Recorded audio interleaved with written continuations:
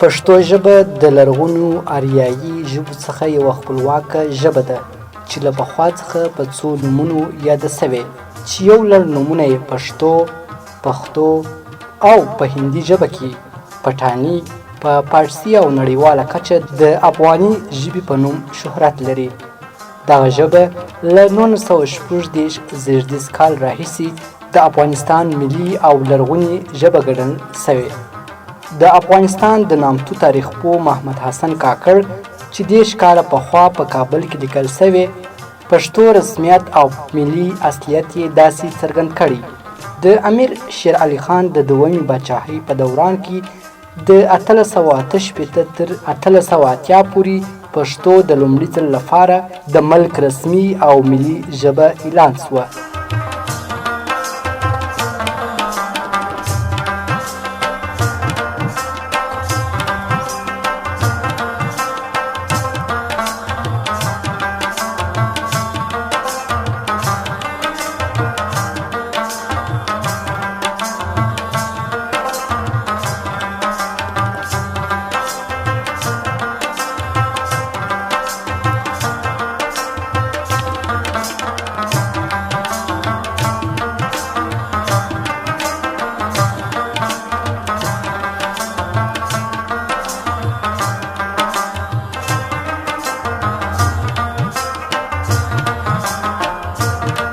ستاسو د پوښتنې په اړه باید څه ووایم. لومړی غواړم ستاسو د ټلویزیون له لارې څخه خپلې نیکې هیله او سلامونه ګرانو اورېدونکو او لیدونکو ته وړاندې کړم. هیله مې ده چې د پښتو دغه نړیواله ورځ چې د نړیوالې ورځې په نامه د پښتو په نامه یاده شوې ده، د دغه ورځې تبریکات هم خپلو اورېدونکو او لیدونکو ته ووایم، ځکه پښتو زموږ ژبه ده، زموږ هویت دی او په دا پښتو باندې موږ افتخار کوو چې موږ پښتانه یو. دا چې په خپله په افغانستان کې د پښتو دلته د پښتو موقعیت یا د پښتو حیثیت څه رقم دی هغه ټولو خلکو ته معلوم دی، خو پښتو یو لرغونې او زړه ژبه ده په افغانستان کې او دا د دغه ټبر یا د پښتنو ژبه ده. د هر توکم یا د هر ملیت لپاره خپله ژبه ډېره مهمه ده. نو دا چې موږ پښتانه یو، د پښتو ژبه موږ ته په واقعیت کې په اساس کې موږ ته ډېره مهمه ده. او دا چې نن د پښتو د نړیوالې ورځې په مناسبت باندې دا ورځ لمانځل کېږي یا د دې ورځې یادول کېږي، زه ډېر خوشحاله یم. زموږ ژبه یوازې په اوس فعلا په افغانستان کې نه، بلکې په نړیواله توګه هم یو څه حیثیت پیدا کړی دی او دا د نړیوالتوب یې ترلاسه کړی دی. هیله مې دا ده چې ستاسو ځوانانو، خصوصا هغه ځوانان چې هغه ښوونیز ځوانان دي، د دغې ژبې د پرمختګ دپاره، د دغې ژبې د راپورته کېدلو دپاره، د دغې ژبې د عملي کېدلو دپاره، د عمل جنبې او د دغې ژبې د سپړلو دپاره، د دغې ژبې د معلوماتو دپاره تاسې د دغې ژبې هغه اخري معراج ته دا ژبه ورسوئ. خو ژبه په اصل کې چې دا څه رقم راځي مابین ته او څه رقم راغلی ده، دا خو ټول ته معلومه ده چې ژبه د انساني ژوند یو اړین توکی دی چې د فهم او تفهیم په خاطر باندې موږ تاسو خپل مشکلات د ژوند ټول مشکلات د ژبې په واسطه باندې حلوو. او هره ژبه چې ده لکه اوس چې تاسو ګورئ، دا ژبه اول سر دغسې نه ده راغلې لکه دا نن چې راغلې ده، خو ژبه ډېر ابتدایي حالات څخه کرار دا د خلکو کار دی. اوس متاسفانه په افغانستان کې داسې موضوعات شته چې د پښتو او دري تر مابین زموږ تاسې دغه دوهمې ژبې تر مابین ځینې خلک د فرهنګ د ارغل په نامه باندې ځینې موضوعات د شخصي ګټو په اساس باندې را مابینځته کوي. خو دا ژبه د دغو خلکو یعنې ستاسو ځوانانو پکار دی چې دا ژبه په علمي لحاظ باندې رامخته کړي څو موږ دغه نننۍ کرکې نننۍ موضوعات چې موږ ته لرو هغه د دې ژبې څخه ملغا کړو یا د مابین څخه یوسو او دغه ژبې دا اوس چې موږ تاسو ګورو دري او پښتو ژبه دا دواړه خوندي ژبې دي د یوې ژبې څخه د اریایي ژبو د جملې څخه دي چې دا مابین څه سوي دي خو ځینې خصمانه موضوعات په دې کې شته چې متاسفانه د پښتو ژبې د مخالفت جنډه یې په لاس کې اخیستې ده او زه فکر کوم دا جنډه بې اهمیته ده او دغه پښتانه خصوصا ځوانان تعلیم یافته پښتانه چې دي هغه دغه ژبه لکه څنګه چې ده اوس موجوده ده دا به آینده د شرایطو د ټولنې د شرایطو سره مخ په وړاندې ځي او یو علمي ژبه به مابین ته راځي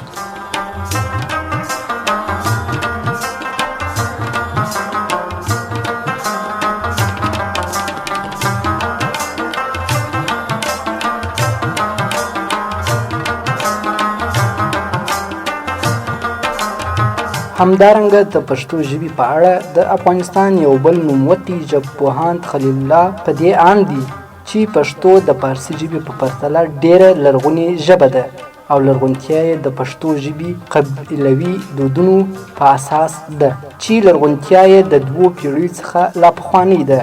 دا چې دې ژبې ولې پرمختګ نه دی کړی د همدې ژبې د ویونکو سره د سیمې په کچه او نړیوالو سرزورو لخوا ټکرونه په کلتوري اړخونو کې ترسره سوي چې په علمي او فني اثارو هم په مختلفو پیرونو کې بریدونه سوي او لا روان دي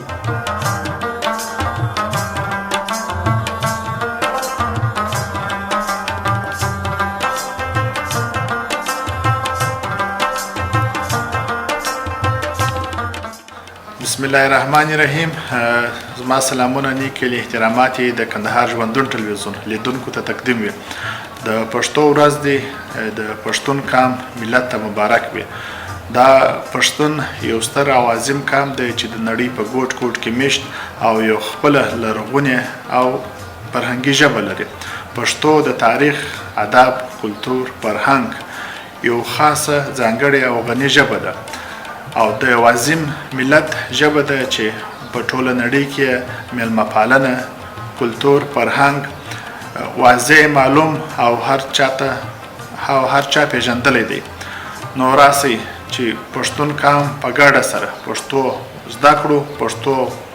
ووایو پښتو وپالو او پښتو ته خدمت وکړو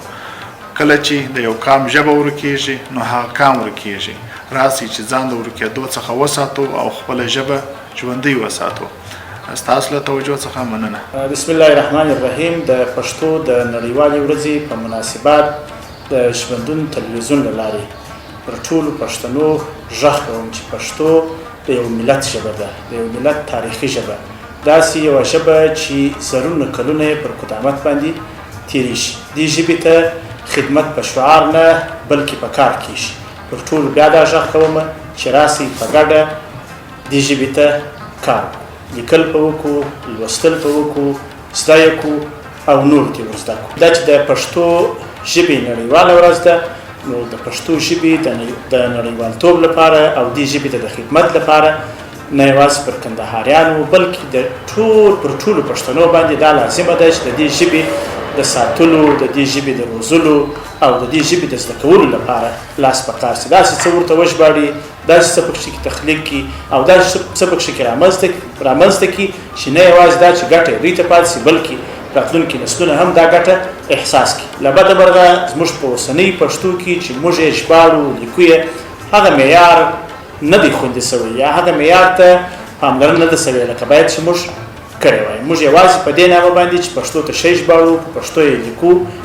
هغه معیار چې باید په نظر کې ونیسو هغه مو په نظر کې نه دی نیولی نو پکار دا ده چې موږ دې ته ډېره جدي پاملرنه بسم الله الرحمن الرحیم په هېواد کې ټولو افغانانو په ځانګړو پښتنو ته د پښتو ژبې د نړیوالې ورځې په ویاړ باندې مبارکي وایم د کندهار ژوندون ټلویزیون له څانګې څخه ځانګړې مننه چې دغې ورځې ته پام کړی دی او په دې اړه باندې په کندهار کې له یو شمېر فرهنګیانو سره مرکې کوي پښتو ژبه په نړۍ کې له تقریبا 7 زره ژبو څخه یوه داسې ژبه ده چې زیات وګړي ورباندې خبرې کوي په افغانستان او پاکستان کې دغسې په متحده عرب امارات کې مهاجر تللي دلته په دې ژبه باندې غږېږي. اوس داسې ویلی شو چې پښتو ژبه د پخوا په ډول نه چې یوازې په افغانستان پورې محدوده وه یا په یوازې پاکستان پورې محدوده وه، د نړۍ په ګوټ ګوټ کې اوس داسې پښتانه شته چې هلته په هغه ژبه باندې خبرې کوي. نو پښتو ته موږ نړیواله ژبه ویلی شو د ویونکو په لحاظ باندې، او په کار چې خلک دې ژبې ته ډېر پام وکړي او دا ژبه هم لکه نورو ژبو غوندې په رښتیا سره نړیواله کړي. د ژبې د نړیوالتیا لپاره په کار ده چې د ژبې ویونکي خپلې ژبې ته هغسې کتابونه را وژباړي چې هغه واقعا علمي کتابونه وي، دیني کتابونه وي او د ټکنالوژۍ کتابونه وي. او تر څنګ یې خپله د ویونکو اقتصاد هم ډېر مهم دی. کومې ژبې غواړي چې پرمختګ وکړي د هغو اقتصاد ډېر مهم دی، د ویونکو اقتصاد یې ډېر مهم دی. ښه مثال یې د انګلیسي ژبه ده. انګلیسي ته ولې نړیواله ژبه وایي؟ ولې هر څوک غواړي چې انګلیسي ژبه زده کړي او د انګلیسي ژبې له لارې پیسې پیدا کړي؟ په دې خاطر چې د هغو خلکو اقتصاد ډېر قوي دی. نو که چیرې پښتانه غواړي چې پښتو په رښتیا سره نړیواله ژبه شي، په رښتیا سره پرمختګ وکړي او نه یوازې په افغانستان بلکې په نړۍ کې خلک پر باندې خبرې وکړي، او نو په کار چې پښتانه لومړی خپله زده کړې وکړي او تر څنګ خپل اقتصاد پیاوړی او قوي کړي. کله چې د یوې ژبې ویونکو اقتصاد پیاوړی سو، هغه بیا کولی شي چې خپل عالي تحصیلات هم وکړي او دلته په برکت باندې کتابونه ولیکي، کتابونه راوژباړي. د علامه رشاد بابا د خولې خبره ده چې هغه پښتو ژبه اوس د ژباړې معیار ته رسېدلې ده. یعنې اوس پښتانه باید له نورو ژبو څخه بېلابېل ګټور اثار پښتو ته راوژباړي او له دې لارې پښتو ژبه غني کړي. دوم بیا دا خبره کوله چې ورته غواړي چې پښتو ژبه غني شي، باید پښتو ژبه دربار ته ننوځي، یعنې حکومتي ژبه شي، د سرکار ژبه شي. کله چې یو ژبه سرکاري ژبه شوه، بیا نو خلک هغه باندې لیکنې کوي، په هغه باندې حکومتي فرمانونه صادرېږي او خلک چې نه یې زده کړي چې زده یې کړي او چې زده یې هغه یې لا ښه زده کړي. نو زه یو ځل بیا د دې ورځې په راتګ سره تاسو ټولو ته مبارکي وایم. خدای دې زموږ ژبه هم د نړۍ د سیالو ژبو سره سیاله کړي او خدای دې وکړي چې پر پښتنو به یې توره شپه رڼا شي. کله چې خلک په سوله کې ژوند کوي، هلته اقتصاد پرمختګ کوي، هلته تعلیم پرمختګ کوي او ژبه هم پرمختګ کوي. نو اول تر ټولو موږ ته سوله په کار ده، ځکه سوله افغانانو ته تر ډوډۍ مهمه ده. کله چې سوله راشي، امنیت به راځي، امنیت چې راغلی د خلکو اقتصاد به قوي کېږي. خلک چې اقتصاد قوي شو، تعلیم به پرمختګ کوي او بیا به ژبه هم ورسره د سیالانو سره سیال کېږي. ډېره مننه.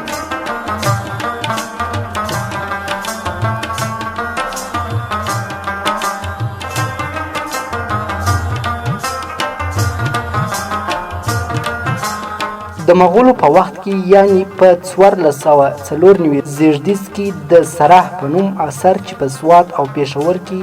د خان کاجو رانځي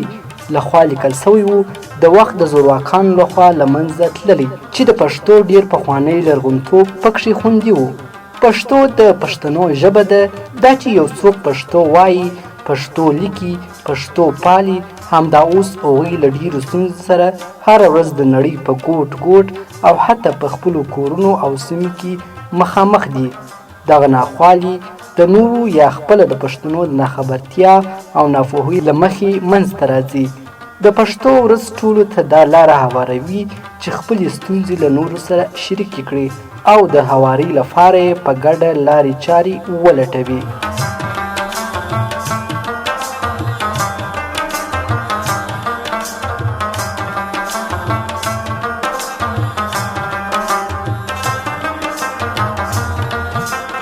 بسم الله الرحمن الرحیم. لومړی خو د ژوندون تلویزیون څخه مننه چې د پښتو ورځې په مناسبت باندې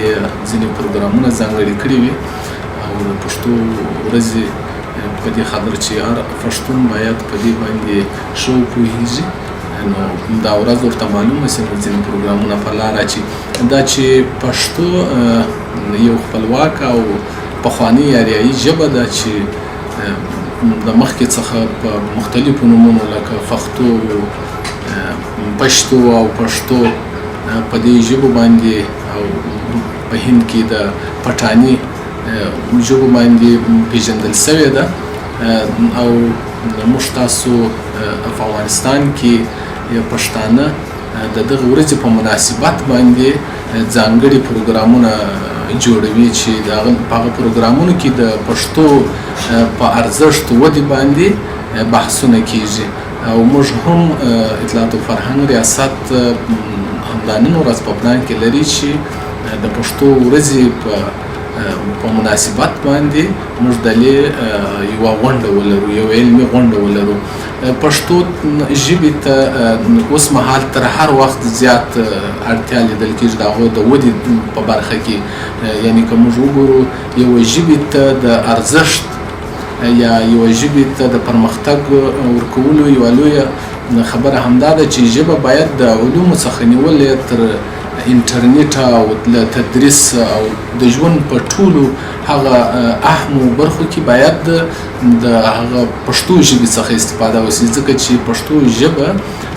اوس مهال ډېر پرمختګ ته اړتیا لري. یعنې که موږ وګورو په رسمي دفاترو کې باید هغه رسمي سندونه باید په پښتو ژبه باندې ولیکل شي، چې دا هم په پښتو ژبې په پرمختګ کې ډېر هغه کلیدي رول لوبوي. او ترڅنګ د ژبې یا د هرې ژبې د پرمختګ یو مثال به زه تاسو ته ووایم، یو ژبه د اوبو یو مثال لري. کله چې اوبه روانې اوسي نو هغه چټلي که چیرې وي هغه هم د ځان سره وړي پاکوي، او که چیرې اوبه ودرېږي نو هغه هر څه د لاس ورکوي، یعنې هغه اوبه خپله هم چټلیږي. نو د دې په خاطر باندې په ژبه باندې موږ تاسو پښتانه یا افغانان باید په پښتو باندې وغږېږي او پښتو باندې علمي لیکنې وکړي، کتابونه چاپ کړي، او ترڅنګ ټول هغه رسمي کارونه او رسمي فعالیتونه باید په پښتو ژبه باندې وي. او اصلا کې پښتو باید یو رسمي چوکاټ ته داخل شي، یعنې هغه په افغانستان کې باید په هغه لوړو سکتورونو، غټو سکتورونو، مختلف سکتورونو کې باید په پښتو باندې مثلا نظر د تبادلې یا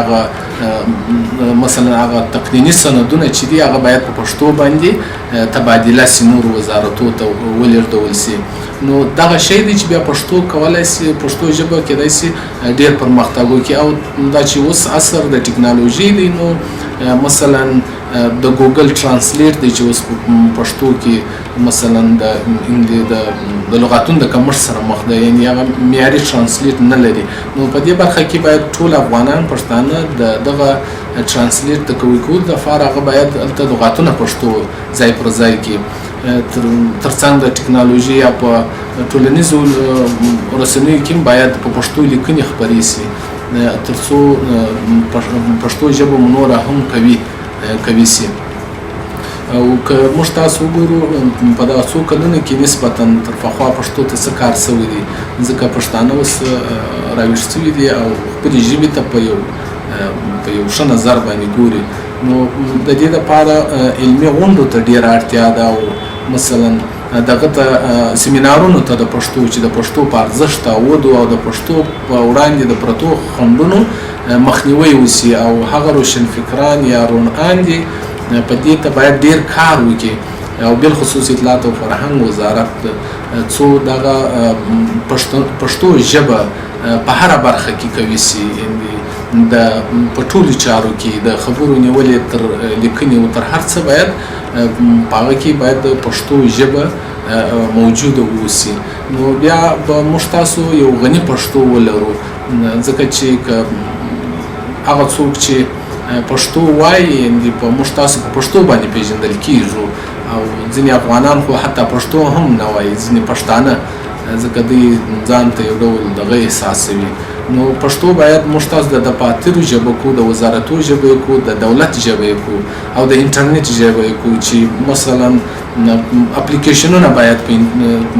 په دې باندې په پښتو باندې جوړ شي، چې بیا ځینې کتابونه هغه ته اپلوډ شي. ځینې په نړیواله سطح ته پښتو ژبې ته باید افغانان تر دې حده کار وکړي څو هغه نړیواله شي، یعنې نړیواله هم باید په دې باندې پوه شي چې پښتو اوس هغه ژبه نه ده چې پر ورکېدو ده، او پښتو ته کار شوی دی. یعنې پښتو باید روانه ژبه اوسي، او پښتو باید نور د له منځه څخه وژغورل شي، او دا یوازې افغانان کولی شي. بیا بالخصوص پښتانه چې د دغه ورځې په مناسبت باندې باید سیمینار، غونډې یا نور هغه پروګرامونه چې هغه کولی شي پښتو ته یو څه پرمختګ ورکړي. نو مننه ستاسو.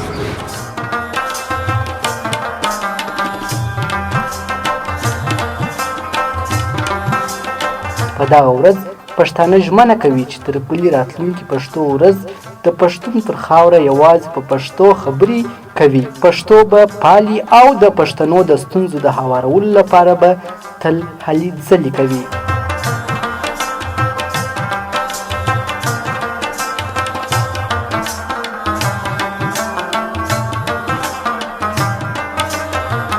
لوی مهربانه څښتن تعالی په نامه د جوزا یا برګوري 9مه نیټه د پښتو ژبې نړیواله ورځ ده.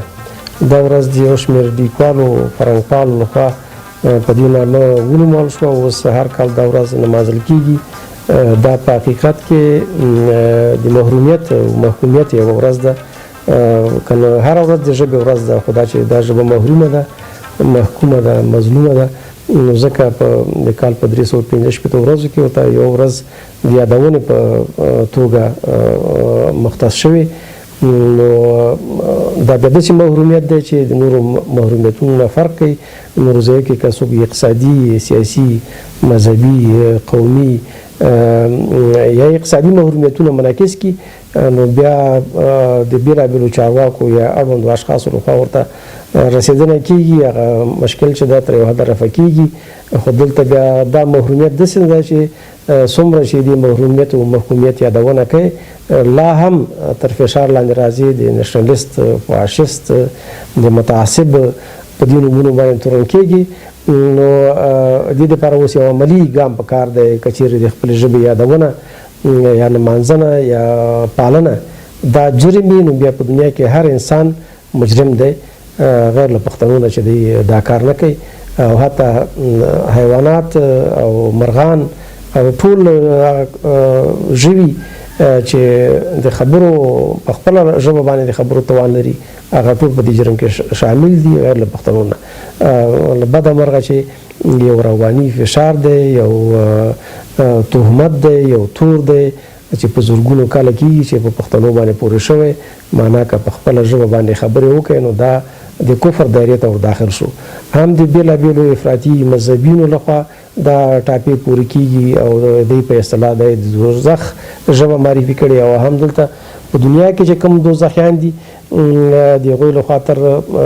سخت تهدید لاندې ده. نو اوس یو عملي ګام کار په کار دی. په ګیلو، ناندریو او مایوسیو په دې باندې موږ کومې نتیجې ته نه رسېږو. نو زه خو فکر کوم چې تر ټولو نه غټ افتخار دا ده چې سړی خپل اولادونو سره په خپله ژبه خبرې وکړي. ما داسې خلک هم لیدلي دي چې یو چا د خپلو ماشومانو سره په خپله ژبه خبرې کولې، نو یو بل ښاغلی چې ځان د ملي وحدت د تکلفي ملي وحدت پلوی ګڼي، نو هغه ورته راغی، ورته ویلې چې وروره د تعصب ته لمن مه وه، د ماشومانو سره که په بله ژبه خبرې وکړي چې بیا خلک درته نشنلیست او فاشیست ونه وایي. یعنې هغوی د نشنلیزم او د فاشیزم څخه تعبیر دا دی چې یو څوک به له ژبې څخه محروم شي. هغه هم د همدې ژبې خاوند خو یو مضر میکروب په ذهن کې ورننوتی، نو بالاخره دغسې ذهنیت په ټولنه کې عام شوی چې معنا څوک په خپله ژبه باندې خبرې وکړي، هغه به نشنلیست وي، هغه فاشیست وي. زه بیا دا خبره کوم که چېرې معیار دی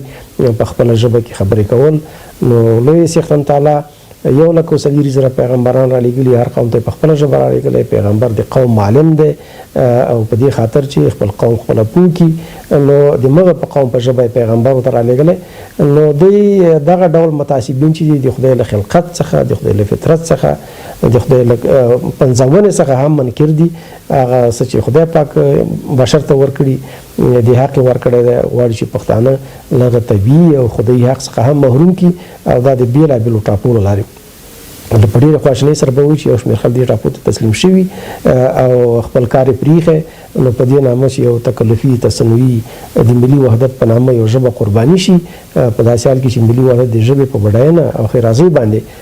پیاوړی کېږي، نو دا چې محرومیت رامنځته شي، محرومیت چې رامنځته شي هغه سره عقده رامنځته کېږي. عقده بیا وروسته په کینه باندې بدلېږي، کینه بیا وروسته وسلې ته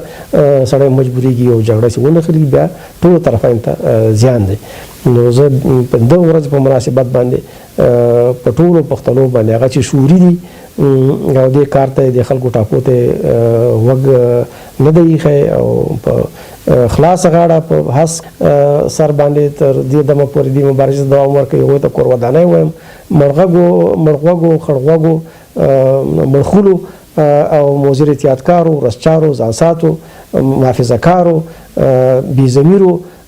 له خپل قوم مناسب او سلسلې نه لرو هغوی ته دا پیغام ورکوو چې که په بېغیرتۍ په بېتفاوتۍ په سرچټۍ کېدلی نو دغه زرو کلو کې به تاسې د بېتفاوتۍ او د سرچټۍ له وجې مخالفینو دې ژبې سره غرض نه لرلی خو تاسې له غوړمالۍ تاسې له سرچټۍ تاسې له کمزورۍ سره له ډار له ویرې له ترس دې سره بیا هم هغوی ستاسو خیال ونه کړ او بیا هم هغوی په دې ژبه باندې یرغل کوي لګیا دي دې ژبې هغه حق او حقوق چې دي هغه تر پښو لاندې کوي دا خبره هم باید یاده کړو چې د هېڅ چا له ژبې سره نه تعصب لرو نه دومره کوچني یو نه دونه واړه فکرونه لرو نو مرغانو ته چې خدای پاک دا حق ورکړی چرګانو ته چې دا حق ورکړی چرګه چې خپل چرګوړي راغواړي په خپله ژبه یې راغواړي یا ته د انسان په ژبه یې نه راغواړي د بل حیوان په ژبه یې نه راغواړي نو لږ تر لږه هغه چرګانو حق خو باید دې قوم ته ورکړی شي چې چرګ چې خپل حق محفوظ کړی د زرګونو کلونو ناخوالو سره د ګیدړ د میلمه د خان او د دوه تهدیدونو سره د کوروالا د میلمه د ټولو بیا هم هغوی خپله ژبه ساتي مګر موږ پښتانه یو څو ضعیف النفسه بیا دا تلقین کوو چې حالات ښه نه دي حالات ترنګلي دي بیا به ګورو چې کله حالات ښه شي نو چې هغه ښه و هغه وخت کې تاسې کومه توره کړې وه چې بیا حالات ته منتظر یو هغه مقابل طرف ولې حالاتو نه منتظر کېږي دا حالات یوازې په موږ دي که په نور هم دي بل دا حالاتو پورې ساړ لري چې سړی په خپله ژبه خبرې کوي دا به جګړه کنټرول کړي یا کوي نه کړي جګړه به بنده شي فقر به ختم شي نو ژبه یې مواجه کړې د ژبې خدمت یې مواجه کړې له نورو شیانو سره یې تړي 100 نور مرضونه سره غوټه کړي چې نه والا تاسې صبر وکړئ چې کله افغانستان کې امن راشي بیا به دا خبرې کوو دغه نور خلک چې په دې ژبه باندې یرغل کوي دوی امن ته منتظر شوي بل د امن پورې ساړ لري چې یو ژبه موږ به بیخي د ژبې نه توبه وباسو که تاسې امن راولئ خو داسې نه چې هم ژبه له منځه لاړه شي هم کلتور له منځه لاړ شي دا خو چې دا جګړه نه ختمېږي یو علت په علتونو کې دا ده چې تفاهم نشته ده که تاسې د خپلې ژبې مخالف سره په خپله ژبه خبرې وکړئ کېدای شي ډېر ښه تفاهم رامنځته شي نو ژبه چې ده د پوهاوي راپوهوي وسیله ده باید محوه نه شي او که موږ یې محوه کوو معنا پوهاوی راپوهوی ختمو تفاهم له منځه وړو او جګړې ته لاره هوارو بیا هم زه د هغو افغانانو په استازۍ باندې چې په نره باندې په تېرو 15 کلونو کې مې دې دپاره مبارزه کړې ده او د هېڅ ډول مخالف پیغام یې نه لرلی او ما په شان په زرګونو نور افغانان دي چې دې لارې ته کار ویلی او کار کوي او د هغوی په اساسي وایم چې موږ تاسې په خپله لاره جاري ساتو د هغوی نه مننه کوو او د هغوی په اساسي وایو چې اوس مزل ډېر کم پاتې یو څه محافظه کار دي او څه مخالفینو سره هم خط معلوم دی ځان ساتو غوړمالانو رسچارو خړغوږو مړغوږو دغه چې دغه پرده باید ختمه کړو دغه باید ورغستلی له منځه وتلی دی چې دې ژبې پلویان نه دي خدمتګاران نه دي دې ته چا دې صلاحیت ورکړی چې دې ژبې په اساسۍ باندې بیا مخالفینو سره کېني شي نه خیر د موږ دې ژبې نه تېر یو نو تاسې مقصد خوشحاله سئ نه وروره ته خو پخوا نه تېر وې ته خو دې ژبې وارث نه یې د دې ژبې وارث خو د قوم وارث خو هغه څوک دی چې پرې دردېږي د ملت وارث خو هغه څوک دی چې پرې دردېږي یو څوک وطن فروش وطن پلور هغه راشي نو هغه وایي چې نه دې وطن نه خو زه تېر یم زه خیره چې مخالفین هغه نه شي خفه نه شي نه وروره ته خو تېر غیر لغه نه ته خو غیر لغه نه موږ په مخالفینو کې حساب کړی نو په دې خاطر چې دغه عملي واقعیتونه دي د ټولنې دا باید درک کړو چې زموږ د ژبې مخالفین چې دي هغه دومره په قوت کې نه دي لکه خپله د پښتو ژبې پښتانه مخالفین چې دي دا یو مضر میکروب دی چې دننه په وجود کې دی لکه کرونا غوندې حس کېږي نه ښکاره کېږي نه مګر د ژبې تنفس له منځه وړي او د ژبو سږو ته لاره پیدا کوي او بالاخره دا ژبه خپېټه کوي نو موږ باید د دې دپاره واکسین پیدا کړو او دواپاشي وکړو دغه خلک چې دې ژبې په نامه مطرح دي په نظام په حکومت په رعایت په ولس په مخالفت کې او بیا د دې ژبې مخالفت کوي نو دا چې دي دا د دې ژبې استازولي نشي کولی موږ غواړو چې دا ژبه پرمختګ وکړي نور د ژبې د پرمختګ لپاره ډېر علمي دلایل شته چې نه غواړو اوس په هغه باندې ټول دلته بحث وکړو دغه دپاره اقتصادي بیس پیدا کول دغه دپاره مذهبي قوت پیدا کول دغه دپاره سیاسي قوت ملاتړ پیدا کول دفتري کېدل علمي کېدل بازاري کېدل د تجارت ژبه ګرځېدل دا د ژبې د پرمختګ لپاره ډېر زیات نور دلایل شته چې هغه ته باید موږ ګام په ګام ځان ورورسو اوس هم ځینې ګامونه اخیستل شوي کار روان دی نو خو دې په مقابل کې چې کوم ویروس دی هغه باید ورو درملنه وشي، د وپاشي وشي، چې محیط پاک شي، چې لار هواره شي. هیڅ چا بیا هم یادونه کوو چې د خدای په فضل نه دونه کوچني نه دونه مصاب خراب دي چې د چا له ژبې سره تعصب وکړو. د افغانستان ډېره وړه ژبه چې ده، د افغانستان فرهنګي میراث دی، هغه کې زرګونه متلونه دي، هغه کې ټوکې دي، هغه کې تاریخي پیښې دي. هره ژبه چې له منځه ځي موږ د خپل فرهنګ یو بډایه برخه له لاسه ورکوو. ژبه چې ده هغه د یو شخص مال نه دی چې سوداګري پرې وکړي، هغه د ټول بشریت مال دی. په پښتو کې، په دري کې، په نورو ژبو کې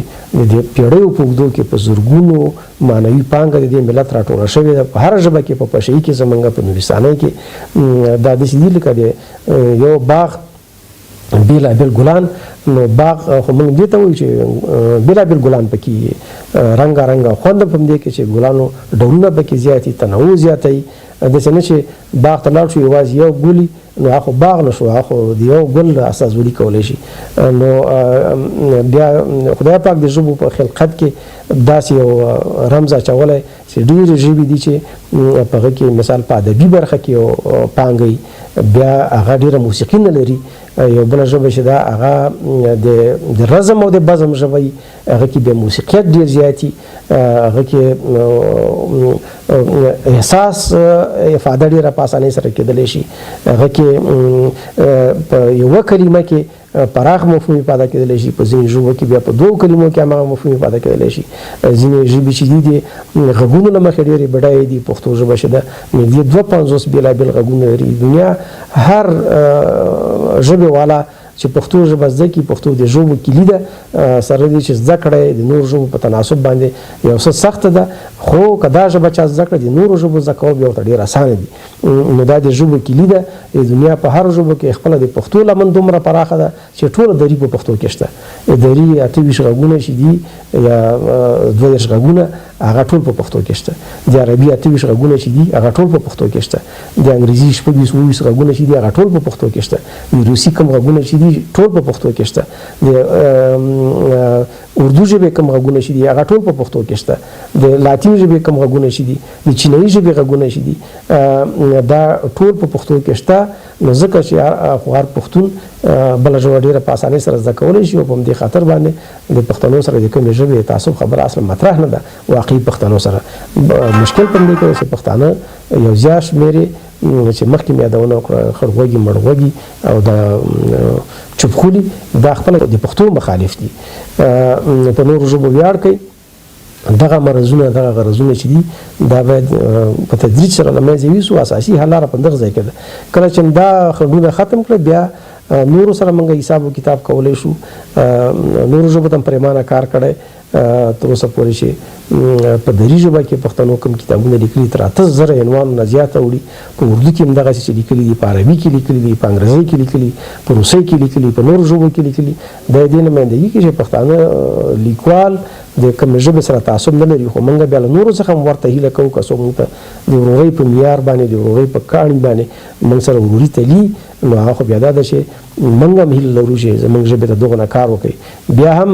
که چا کې دې وس او توان نه وي، دا جبري خبره نه ده چې موږ چا باندې دا جګ کېدو چې وروره حتما به دا کار کوي، مګر دا حق ورته نه ورکوو چې زموږ په کار کې مداخله وکړي چې نه، نو ته په هغه صورت کې متعصب نه چې خپله ژبه پرېږدي. او زه بیا په هغه صورت کې متعصب نه یم چې هم خپله ژبه وایم هم تام ژبې ته نه پرېږدم. نو دا ډېر زیات تفاوت دی. یو سړی د خپلې ژبې پوره بشپړ حق ورته ورکړل شوی دی. بشپړ حق ورکړل شوی، هغه بیا هم بل ته وایي چې نه، ته به هغه صورت کې متعصب نه چې ته زما په ژبه خبرې وکړې، خپله ژبه پرېږدي. او موږ ورته وایو چې نه وروره، ته به په خپله ژبه خبرې کوې، زه به په خپله خبرې کوم، ته خپله مکالمه مکاتبه مراوده کوه، زه به په خپله ژبه کوم. بیا که مې وس و ستا ژبې ته هم کار کوم، که ستا وس و زما ژبې ته یې وکړه، که نه یې وس نه کور دې ودان، مګر تخریب مه کوه. نو اوس موږ په یو اساسي جبهه کې د 150 کلو کې جنګیږو، او دا جبهه چې ده لکه د شنه اسمان نه چې در باندې کاڼي راورېږي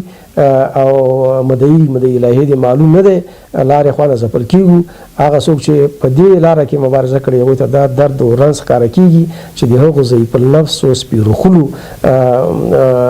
او بې ضمیره اشخاصو لخوا هم ته په تعصب باندې تورن کېږي چې تا خپل ژبې ته نه پرېږدي خپله خو یې پرېښې خپله یې پرېښې اولادونه یې پرېښې کورنۍ یې پرېښې ده اوس تا پسې هم شنه دي چې نه ته هم ما غوندې شه نو بیا به ته تعصب نه خلاص یې موږ وایو چې دا د بېغیرتۍ یو اساسي ډول دی دوی ورته دې ته بېغیرتي نه وایي دې ته دوی ملت پالنه وایي ملت معنا ده چې ژبه پرېږدي خو ژبه دې پرېښو نه ملت هم پرېږدي دین هم پرېږدي هر څه پرېږدي چرګ نه خو شرم وکړي چې چرګې نه چې خپل چرګوړي راغواړي مرغان نه خو وشرمېږي قزلاخ بلبلې طوطیان دا چې دي دا وګوره دا په خپل ژبه باندې غږېږي تاسې د غنم کمزوري یاستئ خیر دا خبرې مې په دې خاطر ته وکړې چې نن دغې ژبې د محرومیت ورځ ده او دا باید موږ دنیا ته افهام و تفهیم کوو چې موږ چا سره کینه نه لرو او بیا که تعصب په نامه باندې تورن کېږي داسې خلک مې لیدلي چې ټکی پښتو یې نه د زده او نیوی هغه ته هم نیشنلست وایي فاشست وایي نو او هغه خلک چې لا وایي او وایي ته خو یې وایي او بل دا سړی چا ته ورکړه ته د بل چا په ژبه کې خبرې وکړه یو عرب ته موږ متعصب ویلي یو هندو ته موږ متعصب ویلي یو روسي ته موږ متعصب ویلي یو چیني ته موږ متعصب ویلي یو جرمني ته موږ متعصب ویلي نو بیا پښتون ولې د قاعدې نه مستثنا شي چې نه ما پښتون که په خپله ژبه خبرې وکړه اولادونو سره په خپله ژبه افهام و تفهیم وکړو نو دا بیا ډېر غټ متعصب دی نو راځي ورونو داسې ده چې شپ نه کېږي شفتالو ته راووځو دوه جبهې دي یو د دې ژبې د اصلي مخالفینو چې هغه دې قوم نه دي او کله مخالفت کوي نو هغه سره به سړی منطقي مبارزه کوي بیا که هغه موږ ته یوازې شي نو که موږ ته ضرر پېښولی شو موږ خو هم بیا بې لاسو بې پښو بې ژبې بې قلمه نه یو ضرر به په ضرر دفع کوو ګټه به په ګټه تبادله کوو نو بشري ټولنه ده ژوند به پکې کوو خو هېڅ معقول انسان چې په نړۍ کې شته هغه داسې اساسي باس ته ځان نه داخلوي دا ټول هغه لا منطقه خلک دي چې نه منطق لري نه دلیل لري نه کوم مواجه خبره لري نو بس په دې خاطر باندې چې تا په دې خپله ژبه دا و چې زه دا ویډیو خپرومه په دې باندې به دې څومره په رسنیو کې هغه وکړي احتجاج وکړي نیوکې به وکړي چې وګوره که نه تاسو وګوره په خپله ژبه باندې خبرې وکړي او دی بیا متعصب نه ده چې ما له خپلې ژبې نه منع کوي هو که چېرته ما دی منع کړی وی د اولادونه مې د تعلیم او تربیې نه چې په خپله ژبه تعلیم مه کوئ بیا هغه واقع دی ګیله حق اوس خو سل په سلو کې یو نیشنلست فاشست متعصب کینهګر بغض لرونکی هغه په یو پاک سپېڅلي مبارز او چې په ټول عمر کې چاته ترخه خبره نه کړې هغې باندې نیشنلست او فاشست تور پورې کوي بیا که دا خپله ژبه نیشنلزم وي د خپل قوم پالنه دا فاشیزم وي نو دا فاشیزم او نیشنلزم د موږ ته مبارک وي موږ په دې باندې افتخار کوو پیغمبرانو په خپله ژبه باندې دا ولسونه اصلاح کړي امت یې اصلاح کړی او بالاخره لوی الله کلام چې دا دغه لارښوونې بشر ته رسولي دي هېڅ چېرته تاسې یو لکه څلوېښت زره پیغمبرانو کې داسې څوک نه دي لیدلي چې پیغمبر دی د یوې ژبې ویونکی امت دی د بلې ژبې نو دې کې غټ حکمت پروت ده موږ د خدای پاک له دغه حکمت نه له دغه نعمت نه پوره استفاده وکړو هر څوک چې دغه نعمت په وړاندې ودرېږي هغه د خدای د خلقت په وړاندې ولاړ دی نو چې څوک د خدای د خلقت په مقابل کې ودرېږي بیا موږ هغه نه ولې ګیله وکړو چې نه معیار به تا سره وي چې صاحب ته څه نظر لرې چې زه په کوم شکل باندې لاړ شم نه دا په زغرده ځوانانو ته وایي چې قلم راواخلئ په توره باندې هم دا کار نه کېږي تورې خلک معلوم دي دا فرهنګي مبارزه غواړي ژبه باید علمي کو ژبه باید د تجارت ژبه کو د صنعت ژبه کو د میډیا ژبه کو د دفتر ژبه کو د مذهب ژبه کو د دین ژبه کو او د ګټې وټې ژبه کو یوازې په اساساتو باندې نه کېږي دغه ټول شیان سره راټول کړو نو بالاخره دې ژبې هغه حقوقو کې اعاده کولی شو نیکه مرغه چې پښتو کې د 250 ته نږدې اوازونه دي د هر مفهوم د افادې قوت پکې پروت دی آهنګینه ژبه ده د سندرو ژبه ده د زغرو ژبه ده د قوماندې ژبه ده د امر ژبه ده د نهي ژبه ده د موسیقۍ ژبه ده د سرود ژبه ده د خوښۍ ژبه ده نو ډېرې زیاتې مذاهب پکې دي خو افسوس د دې ژبې د ویندویانو یا ویونکو چې هغوی له دې ژبې سره ډېره جفا کړې ده او که جفا یې نه وای کړې دغه محرومیت چې نن موږ د جوزا په 9مه نېټه باندې افاده کوو دا محرومیت به نه و هغه ژبې چې حاکمې دي په دفتر او دیوان او سیاست او هغوی خپله ورځ داسې مشخصه ورځ نه لري ځکه ټولې ورځې یې مغې دي نو خدای دې داسې ورځ راولي چې ټول کال 12 میاشتې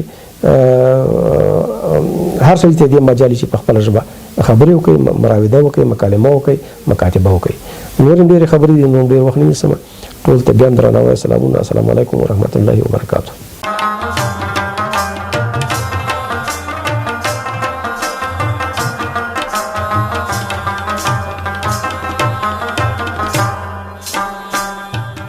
پښتو ورځ د غبرګولي 8مه چې د مې 9 سره سمون خوري په 2 ساعتونو کې ترسره کیږي.